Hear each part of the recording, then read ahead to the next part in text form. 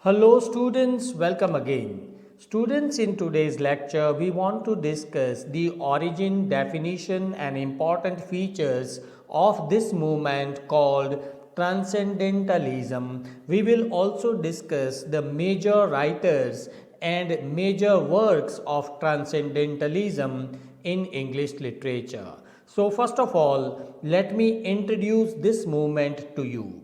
See, if you examine the history of English literature during the 19th century, what do you see? In the beginning, you have the movement of Romanticism. You remember John Keats, William Wordsworth, P.B. Shelley, Coleridge, and all these people were publishing their romantic poetry till 1930s. Okay, then in 1950s onwards, you find the movement of realism, which was a reaction against romanticism.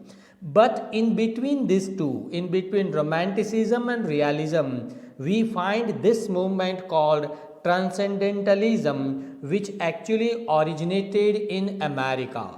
Okay, it flourished in New England region. Now this is the name of one place, one region located in United States of America, and it emerged as an important philosophical, religious and literary movement in 1930s and 40s. Okay, this transcendentalism gives more importance to spirituality. Okay, and this was actually a reaction. I many times I have told you it's all about action and reaction. In literature also we see the same thing. In philosophy also the same thing happens. Okay, so one group of people known as Unitarianism was already existing. Unitarianism, the believers of this movement, they believed in reason, they believed in intellect, they believed in logic.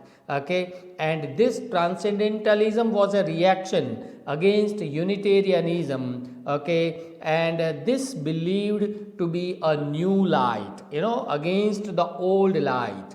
Old light is what? Old Christian religion. And new light is what? Transcendentalism. Okay, the most important founding members, the founding leaders of this transcendentalism in philosophy and also in literature are Emerson and Thoreau. Remember these two names, Ralph Waldo Emerson and Henry David Thoreau. This movement gains more popularity after the establishment of the Transcendental Club in 1836. This club was established as a registered organization in Cambridge, okay, in 1836, and then onwards lot many other thinkers and writers joined this club, and then it was given a shape as given a new shape as a new movement. Now what is this transcendentalism? Let me explain this thing to you.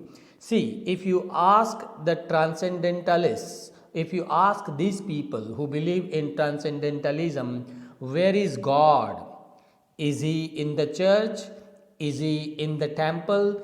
They would say no. Transcendentalists, believe that God is within oneself. God is within our own self, and God is also in nature.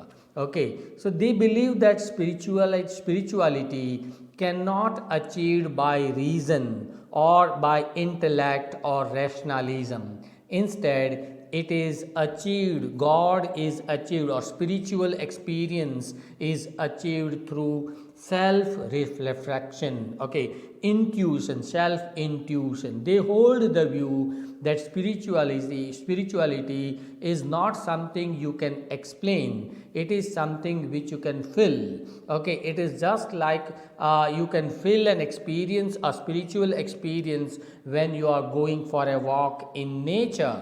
right, as you can see in this picture. They also believe that spirituality is not in reading the religious books. Spirituality is not in going to the temples or going to the churches. Spirituality is what you receive as a divine experience in the company of nature.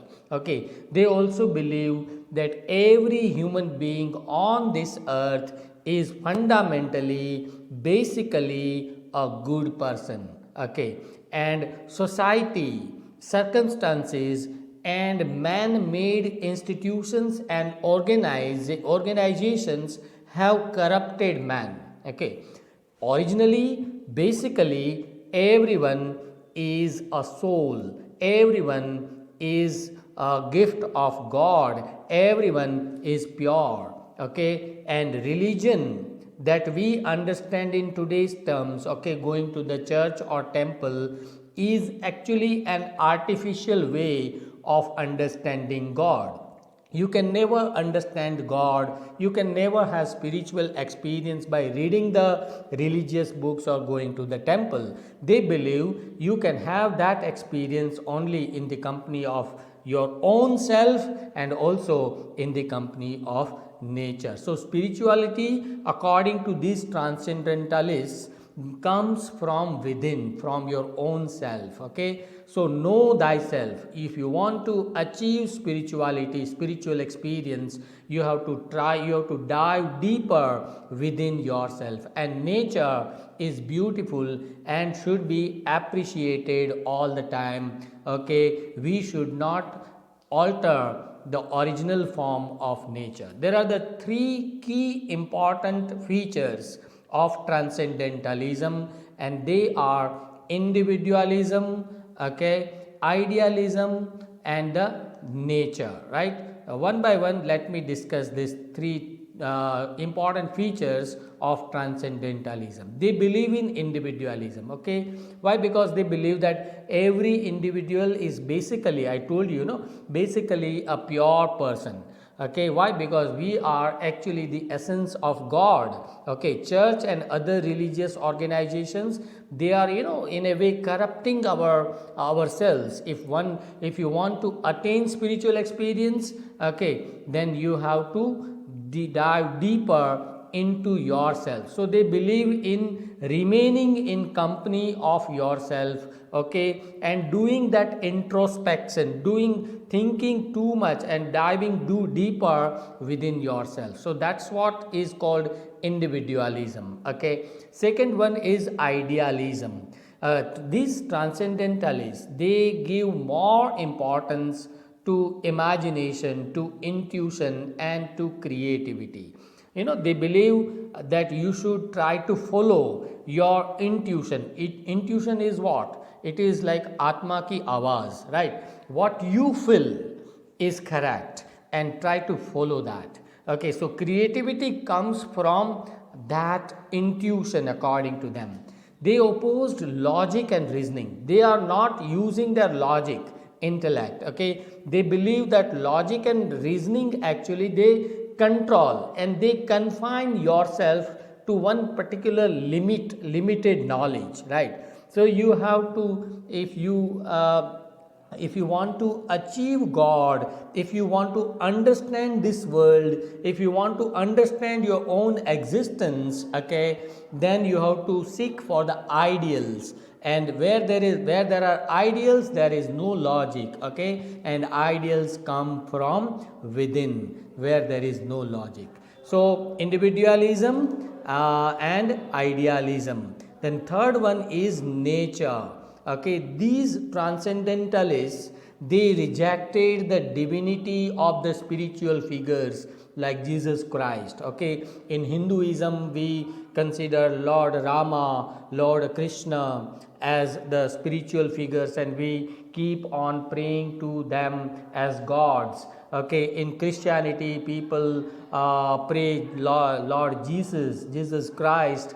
And but these transcendentalists, they reject this idea because they believe that Jesus is actually a mortal person who is bound to die. okay, who meets a death at one point of time.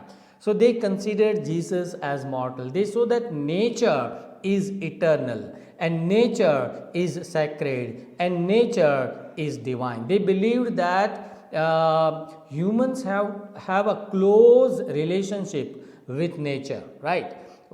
You see, where do we come from? We come from the soil, and after the death we will be mingled with soil. Okay, ये शरीर माटी से बना है, ऐसा Hindu philosophy में भी माना जाता है. So transcendentalist they believe nature as perfect and humans should not try to change this original nature. Now in Hinduism we have this concept of Brahma, Vishnu and Mahesh. Okay, Brahma the creator, Vishnu the operator and Mahesh the destroyer. Okay, so these transcendentalists believe that actually God is there in nature and nature has the power of creation, right? You can see this plant comes from nature. It has the power of creation. Nature has also the power of administration or operation. So nature operates, nature creates and nature also destroys. It has the power of destroying the world also. So nature is God. Okay, G for generator, that is creator, O for operator, administration and D for destroyer. So Brahma, Vishnu, Mahesh, all three trinity is found in nature according to these transcendentalists. Who are the major transcendentalists during the 19th century? Two names I told you, one Emerson and the other is Thoreau. Apart from these two, we must also remember the contribution of Immanuel Kant. Okay, Margaret Fuller is also an important feminist. Okay, Amos Bronson Alcott and Frederick Hedge and George Ripley, all these are major thinkers of transcendentalism. Which are the major works? I have taken three major works which have expressed this idea of transcendentalism, and number one is Self-Reliance, which was published in 1841 and written by Emerson. This Self-Reliance is an essay which discusses the importance of individual self. Okay, spiritual experience comes from within. So that idea is presented there. In number two, The Summer Rain, published in 1849, written by Thoreau. Okay, it focuses on the beauty and simplicity of nature. So it talks about the importance of nature and the divinity, the idea of divinity in nature. Third one is Leaves of Grass, published in 1855 by Walt Whitman, a famous American poet. There are 12 poems in this collection of anthology, and these all poems speak about the importance of individual self-experience as well as the existence of nature, the divinity of nature. All in all, let me conclude the discussion by quoting these lines from Emerson. Emerson has rightly said that what lies behind you and what lies in front of you pales. Pales means disappears in comparison to what lies inside you. So what is there within you is more important than what you see before your eyes and what you see, what you do not see. So actually the truth is inside,